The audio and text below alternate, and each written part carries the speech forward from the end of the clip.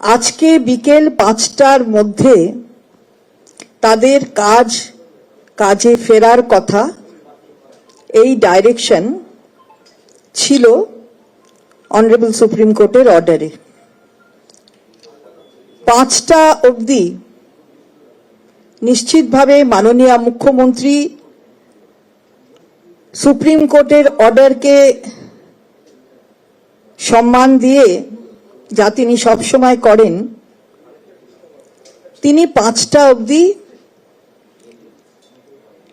দেখেছেন যে ডাক্তাররা সুপ্রিম কোর্টের অর্ডারের পরিপ্রেক্ষিতে কি স্ট্যান্ড নেন। তারপর 5টার পরে কর্মবিরতি থেকে ডাক্তাররা সরে আসেননি এবং স্বাস্থ্য ভবনের সামনে আপনারা দেখেছেন যে তারা তাদের আন্দোলন জারি রেখেছেন। আন্দোলনকে রাজ্য সরকার সবসময় তার যে মূল কারণ তাকে সমর্থন করেছে, কিন্তু সাধারণ মানুষ, গরিব মানুষ, তাদের স্বাস্থ্য পরিষেবা যাতে বিঘ্নিত না হয় সে কথাটাই বারবার মাননীয় মুখ্যমন্ত্রী বলে এসেছেন এবং অনুরোধও করেছিলেন যে যাতে ডাক্তাররা তাদের কাজে ফেরেন, এবং অনারেবল সুপ্রিম কোর্টও সেই অর্ডার গতকাল দিয়েছিল। 5টার পর থেকে তাদের কাছে আমাদের প্রশাসনের মাধ্যমে আন্দোলনরত চিকিৎসকদের কাছে খবর গিয়েছিল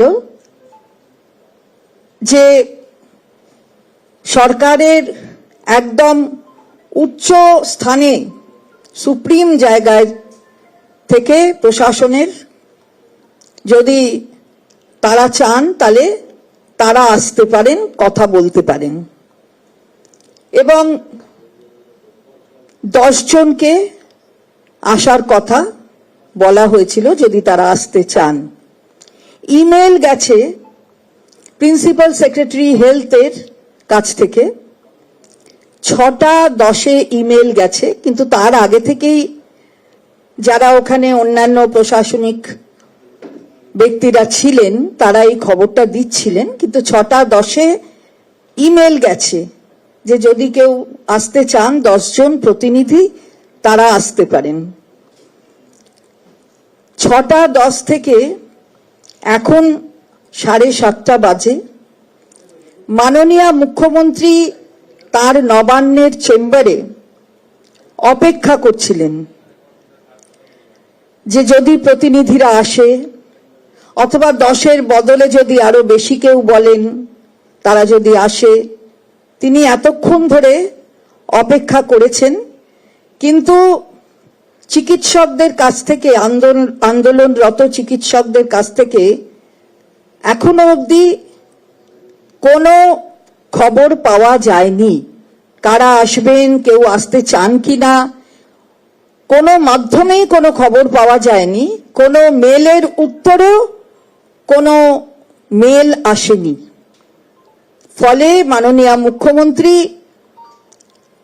7:30 অবধি অপেক্ষা করে এই মাত্র নবান্ন থেকে তিনি বেরিয়ে গেছেন। আমরা আবার বলছি, মাননীয় মুখ্যমন্ত্রীর বারবার যে কথা বলেছেন যে কর্মে যে ক্ষেত্র, সেই ক্ষেত্রটা যেহেতু রোগীর পরিষেবা দেওয়ার, রোগীকে পরিষেবা দেওয়ার, যাতে সাধারণ মানুষের অসুবিধা না হয়, যাতে সাধারণ মানুষ পরিষেবা থেকে তাদের বিরত থাকতে না হয়, তার জন্য ডাক্তাররা তাদের কাজে যাতে ফেরেন সেই অনুরোধ তিনি বারবার করেছেন। এখনো আমরা সেই অনুরোধই করছি, কিন্তু এটাই আপনাদের মাধ্যমে আমরা বলতে চাই সরকারের পক্ষ থেকে যে মাননীয় মুখ্যমন্ত্রী অত্যন্ত সদর্থক পদক্ষেপ নিয়েছেন। অত্যন্ত সদর্থক পদক্ষেপ, যে যখন অনারেবল সুপ্রিম কোর্ট, সর্বোচ্চ ন্যায়ালয় বলেছিলেন যে 5টার মধ্যে বিরতিটাকে তুলে দিয়ে কর্মে ফেরার কথা সেটা বলেছিলেন, ডিরেকশন ছিল। 5টা অবধি দেখে মাননীয় মুখ্যমন্ত্রী নিজে কথা বলতে চেয়েছিলেন এবং সেই মতন অপেক্ষাও করেছেন, কিন্তু কোনো সাড়া ও পাশ থেকে পাওয়া যায়নি, ইমেলেও নয়, অন্যভাবেও নয়। এটা আপনাদের মাধ্যমে আমরা জানালাম।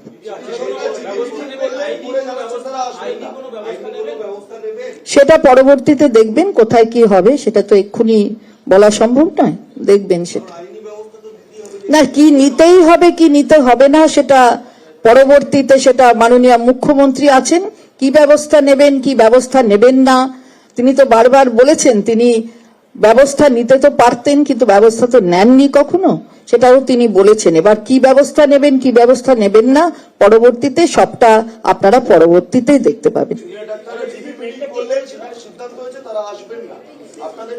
আমি জানি না, সেটা আমাদের আপনার কাছে হয়তো এসেছে, আমাদের কাছে এরকম কোনো খবর এখন অবধি আসেনি, এমনিও আসেনি, আর ইমেলের মাধ্যমেও আসেনি। আন্দোলনকারীরা জানিয়েছেন যদি মুখ্যমন্ত্রী যেতে চান তাহলে তারা ওখানে বসেই কথা বলবেন। আমরা আমাদের কথা বলেছি, আন্দোলনকারীরা কাকে বলেছেন জানি না, কোথায় বলেছেন এই কথাটা সেটাও জানি না, মানে আমাদের কাছে এই খবরটা আসেনি, আপনাদের কাছে হয়তো গিয়ে থাকতে পারে।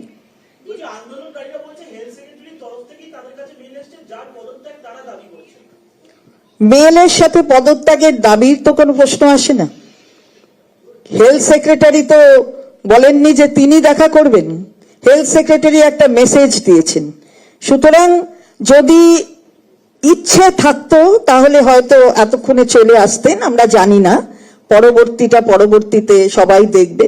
আমরা আবারও বলছি, মাননীয় মুখ্যমন্ত্রী বারবার বলেছেন যে তিনি সবসময় এই ঘটনার নিন্দা করেছেন এবং সাথে সাথে এই কর্মবিরতিতে যারা রত আছেন সেই চিকিৎসকদের তিনি সবসময় ফেরার কথা বলেছেন, কাজে ফেরার কথা, কারণ এই ক্ষেত্রটা রোগী পরিষেবা দেওয়ার, সেই কারণে তার অনুরোধ বারবার ছিল, এখনো আছে।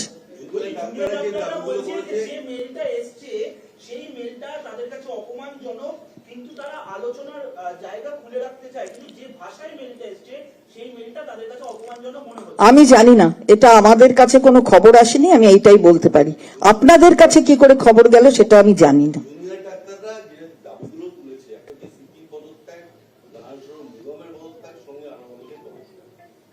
আমরা তো আলোচনায় আসতে বলেছিলাম, মাননীয় মুখ্যমন্ত্রী তো বসেছিলেন এখানে, তারপরে কি আলোচনায় কি হতো সেটা তো দেখা যেত যদি তারা আসতেন।